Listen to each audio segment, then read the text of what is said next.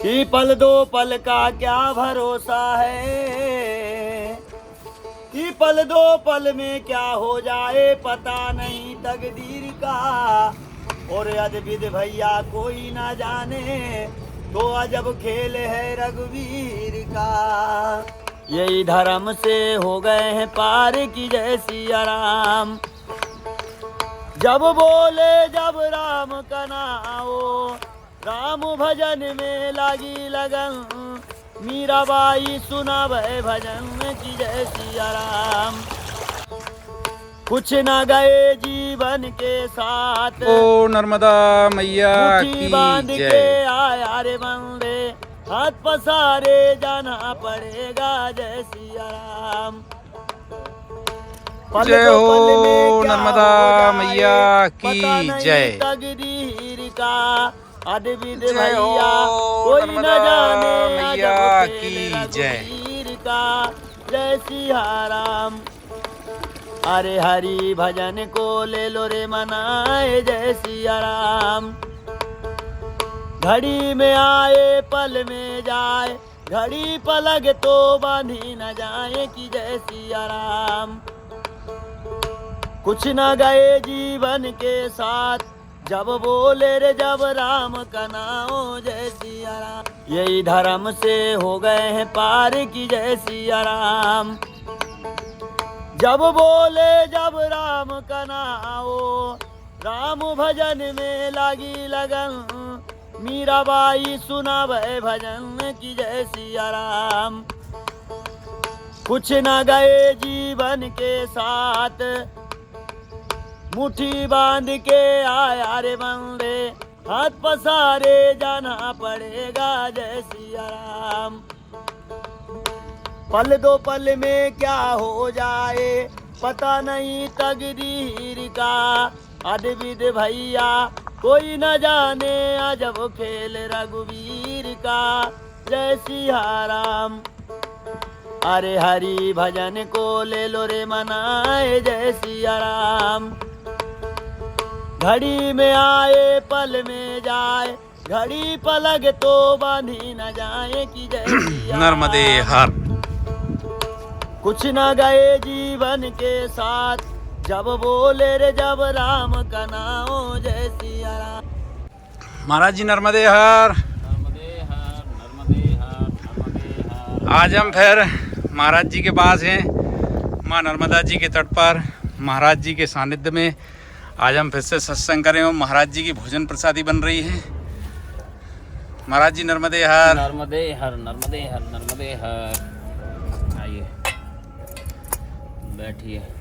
आज हम फिर हमारे परम पूजनीय महाराज जी श्री जसवंत दास महाराज जी के सानिध्य में हैं। और आज हमें फिर माँ नर्मदा जी की कृपा से महाराज जी से सत्संग करने का सानिध्य प्राप्त हुआ है। और हमारे दर्शक गणों के द्वारा बहुत कमेंट्स किए गए थे पहले वीडियो में कि महाराज जी से फिर से सत्संग करें, वो फिर से एक वीडियो लाएं। और हमारी माँ नर्मदा जी की कृपा से और महाराज जी के आशीर्वाद से आज फिर एक छोटी सी कोशिश कर रहे हैं हम महाराज जी से सानिध्य में सत्संग करने का। अब हम महाराज जी से सत्संग की कुछ चर्चा करेंगे जो पहले वीडियो में जो छूट गई थी। हम इस बार कोशिश करेंगे कि इस वीडियो में हम उनके सत्संग को शामिल करें। महाराज जी ने बहुत ही हमें ज्ञानवर्धक और मार्गदर्शन देने वाली बातें बताई थी। नर्मदे हर महाराज जी। नर्मदे हर नर्मदे हर। तो 15 दिन हो गए थे कढ़ी नहीं बनाई थी, तो आज कढ़ी बनाने जा रहे हैं। जी महाराज। कड़ी और टिक्कड़। कढ़ी और टिक्का। संतों महात्माओं की भोजन प्रसादी बहुत ही अद्भुत रहती है।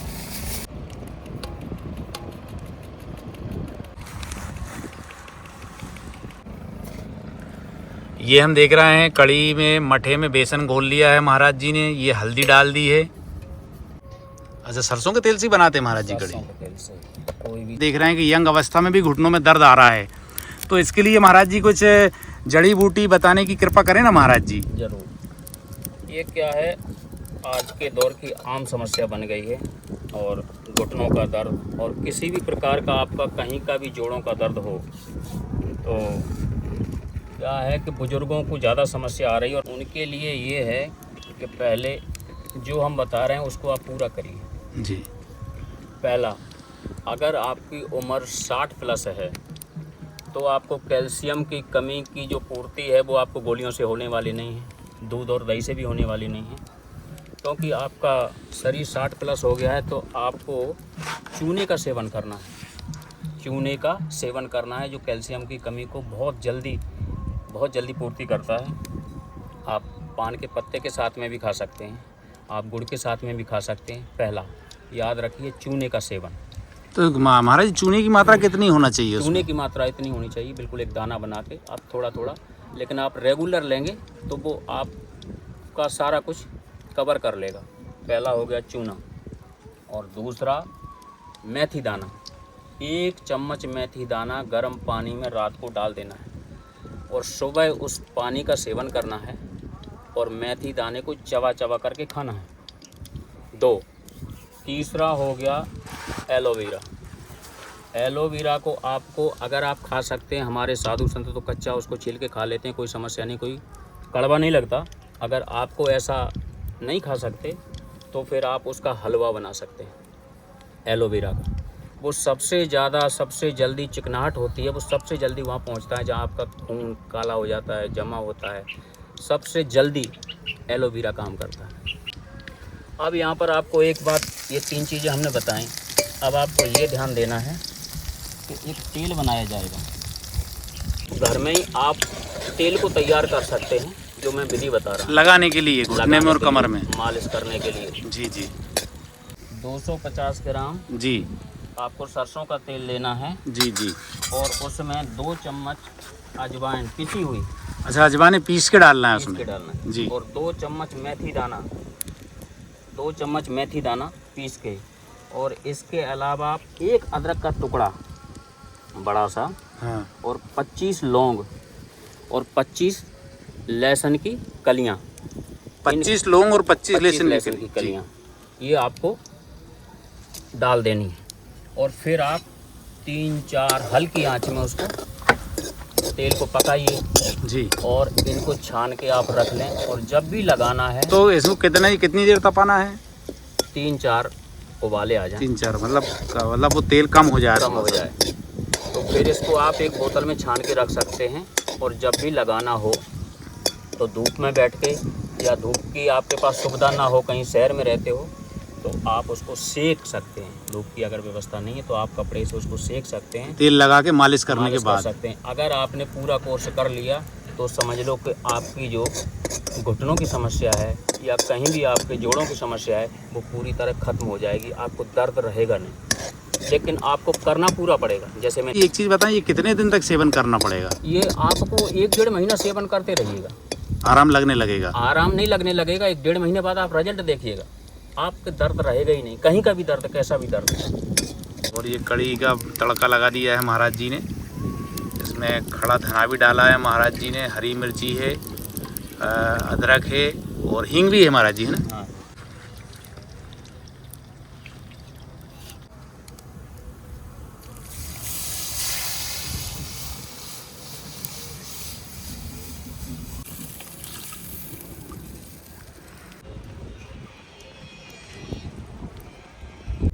अच्छा, ये अजवाइन भी डाल रहे हैं टिक्कड़ में? हाँ जी, अजवाइन।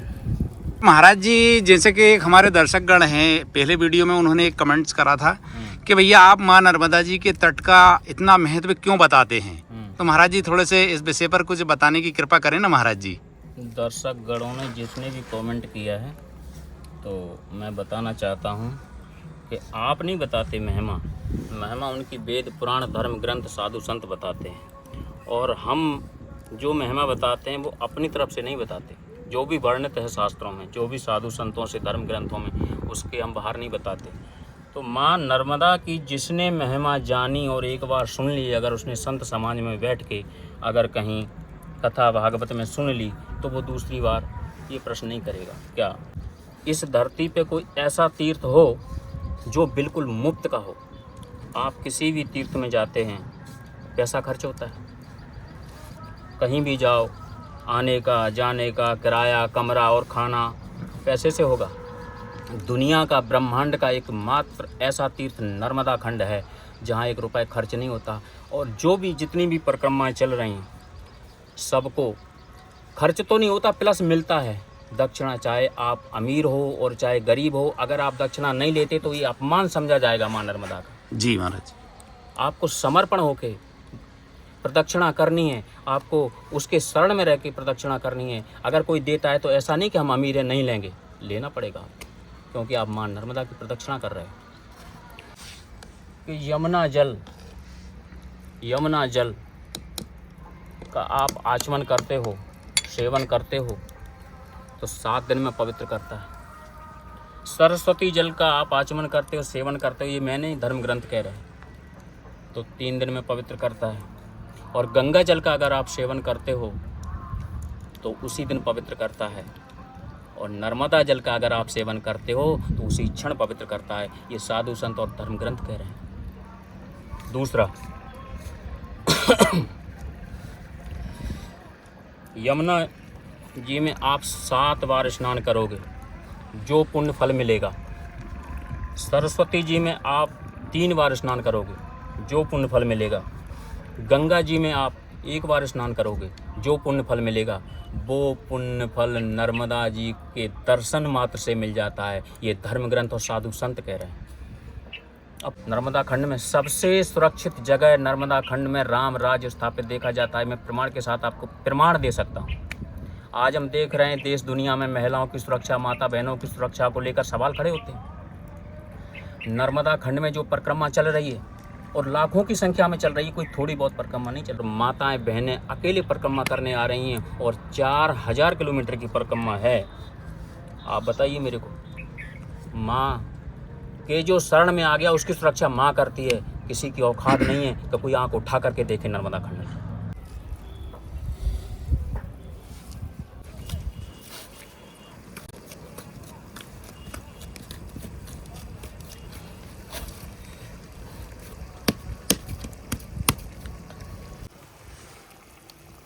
ये गुरुजी ने धनिया डाल दी है। अब महाराज जी ये राम रोड टिक्कड़ बना रहे हैं। ये बहुत ही अद्भुत है और एक ही टिक्कड़ बनता है ये राम रोड। एक टिक्कड़ में जो है 8-10 लोगों की भोजन प्रसादी हो जाती है।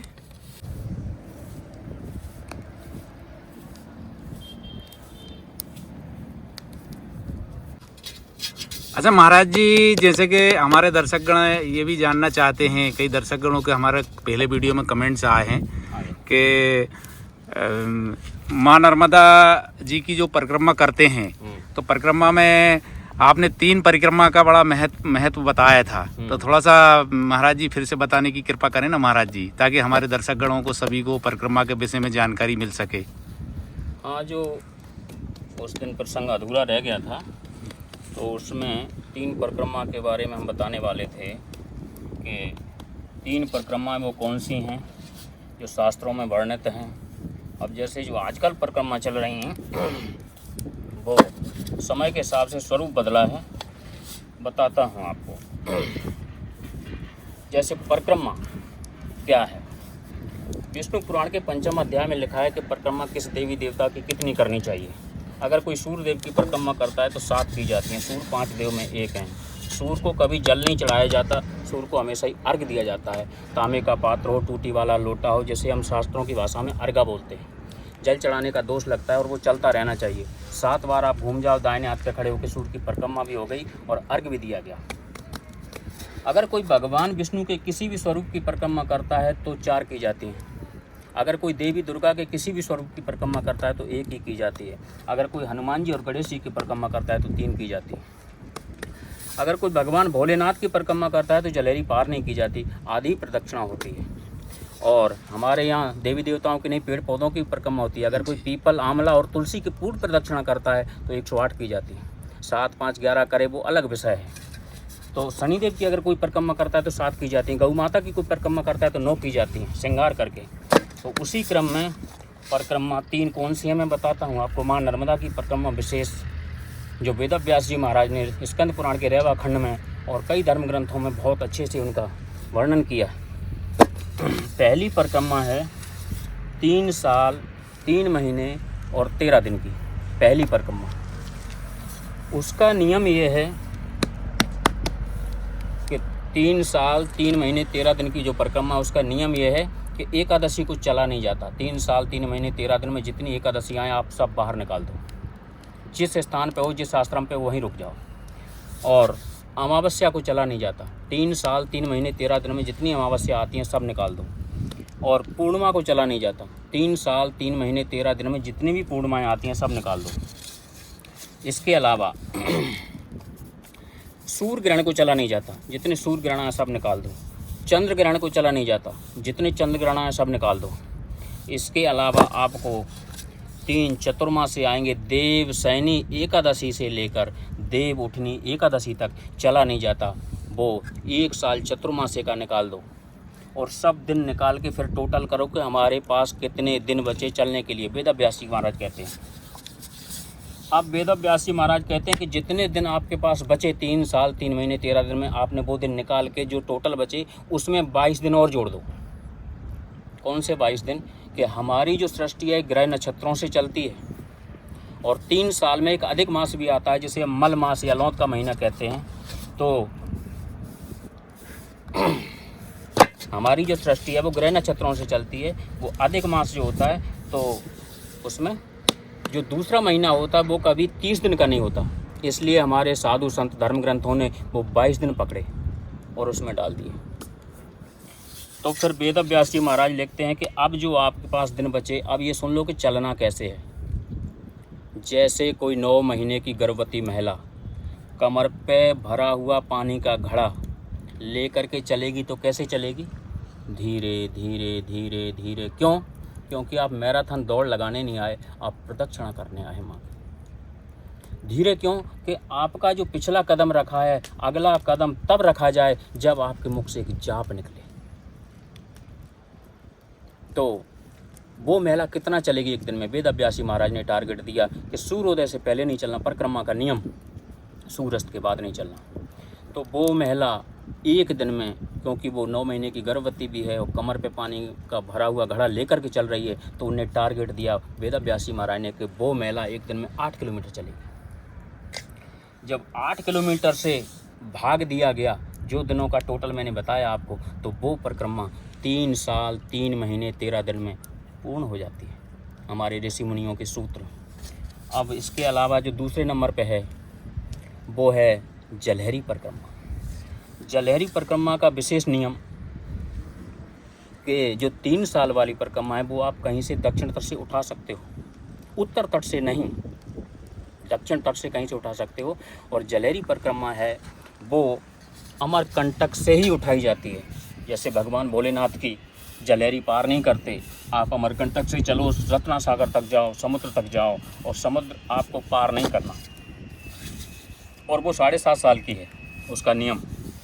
फिर आप वापस जाओ अमरकंटक, फिर उस तट पे जाओ समुद्र तक, फिर वापस आओ अमरकंटक, आपकी वो जलहरी परिक्रमा पूर्ण हो जाती है। अब जो तीसरे नंबर की परिक्रमा है, मतलब उसमें समुद्र को क्रॉस नहीं करना पड़ता, समुद्र क्रॉस नहीं करना, 2 बार घूमना पड़ता है जलहरी परिक्रमा। तो अब जो तीसरे नंबर की परिक्रमा है वो इस दुनिया की ब्रह्मांड की सबसे कठिन परिक्रमा है, क्योंकि जब तीनों परिक्रमाएं करोगे तभी कुबेर का वरदान लागू होगा। कौन सी परिक्रमा? जिसे हम हनुमान परिक्रमा कहते हैं, जिसे हम बंदर कुंडनी परिक्रमा कहते हैं। तो उसका नियम आप सुन लो, बहुत कठिन नियम है। वो लाखों में कोई एक साधु संत करता है। क्या नियम है उसके? सबसे पहला नियम कि जैसे हनुमान जी लंगोटी में रहते हैं, आपको लंगोटी में ही रहना है, कोई वस्त्र नहीं पहन सकते आप, चाहे कितनी ठंड पड़े चाहे गर्मी चाहे पड़े, सर्दी हो, गर्मी हो, तूफान आए, बरसात हो। ऐसे ही नहीं, वो दुनिया की सबसे कठिन प्रदक्षिणा है, लंगोटी में ही रहना है। दूसरा नियम, पका हुआ नहीं खा सकते आप, कच्चा खा सकते हो, कच्चा दूध पी सकते हो, फल खा सकते हो। अगर कोई मान लो श्रद्धालु देने आ जाए, दानदाता बहुत है नर्मदा खंड में, और उसे नहीं पता कि हनुमान परिक्रमा होती क्या है, मान लो देने आ जाए, तो उसका अपमान नहीं करना, ले लेना है। वो आपकी समस्या, अगर कोई चावल दे गया तो कमंडल में फुला के खाओ, कूट के खाओ, कैसे खाओ, पर पका के नहीं खा सकते। आटा घोल के खाओ, कैसे खाओ, लेकिन पका के नहीं खा सकते। अब अगर आपको ठंड लग रही है तो पेड़ की जो प्राचीन हमारे ऋषि मुनि साधु संत छाल ओढ़ते थे, वो आप छाल ओढ़ सकते हो।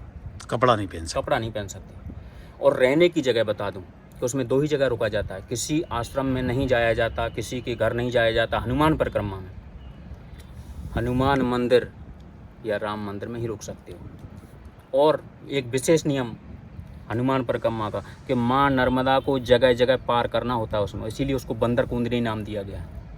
इस तट से उस तट, इस तट से उस तट पार करना है। अब वो आपकी समस्या नाव से करते हो, तैर के करते हो या किसी पुल से करते हो, वो आपकी समस्या है, लेकिन पार करना है। और ये भी देखना है कि जहाँ से आपने माँ नर्मदा को पार की, जैसे ये खाली जगह रह गई, तो उस तट से जब आओगे तो वहीं से पार करना है कि वो जगह भरी जाए, विशेष ध्यान रखना है। तो वो इस दुनिया की, इस ब्रह्मांड की सबसे कठिन परिक्रमा है, इसलिए कोई लाखों में एक साधु संत करता है। तो ये 3 प्रकार की परिक्रमा। अच्छा गुरुजी, एक परिक्रमा और हम देख रहे हैं कि हमारे मुनि वशिष्ठ महाराज हैं और आनंदी वाले महाराज हैं, जिन्होंने माँ नर्मदा जी की दंडवत परिक्रमा लगाई है। वो भी ब्रह्मांड की एक बहुत ही कठिन परिक्रमा मानी जाती है। तो दंडवत परिक्रमा का क्या महत्व है महाराज जी? इसे हम हठ योग कहेंगे, हठ योग जी। कठिन साधना करना, हठ योग। कोई आपने देखा होगा काफी कठिन परिक्रमा है वो। कोई एक पैर से खड़ा है, दंडवत कर रहे हैं, शरीर को कष्ट देना, ये हठ योग में आता है। अच्छा अच्छा। तो क्या बताया मैंने आपको, पैदल परिक्रमा भी चल रही है, साइकिल से भी पूरी परिक्रमा चल रही है, मोटरसाइकिल से भी पूरी परिक्रमा चल रही है, और कार से भी पूरी परिक्रमा चल रही है, बस से भी पूरी परिक्रमा चल रही है, और ट्रेन से भी पूरी परिक्रमा चल रही है। और मैं ये भविष्यवाणी करता हूँ कि आने वाले 3 साल में लोग भक्त हेलीकॉप्टर से भी परिक्रमा करेंगे। ये मेरी भविष्यवाणी है।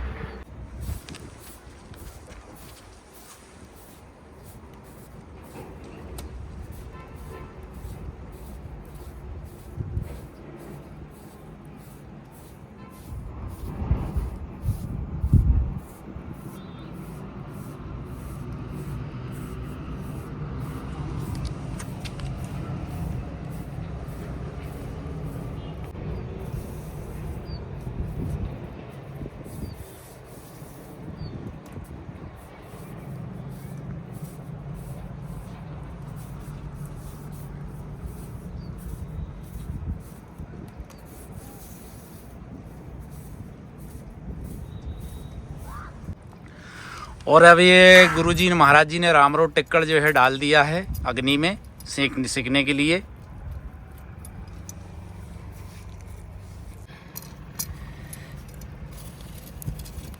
और ये अंदर डाल दिया है, काफ़ी कम से कम आधे पौन घंटे, ये 40 से 45 मिनट ये अग्नि में दबा रहेगा रामरोड टिक्कड़।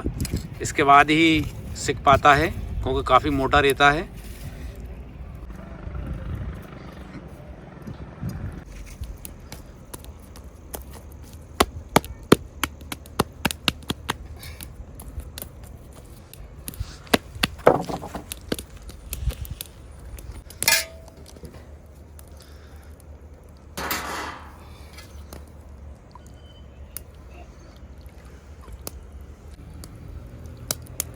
और ये कड़ी बना ली है, पूरे भोजन प्रसादी तैयार हो गई है। और ये महाराज जी ने घी रखा है। अच्छा, टिक्कड़ के रामरोड टिक्कड़ के साथ घी, गुड़ और कड़ी खाने का, ग्रहण करने का आनंद ही कुछ और होता है।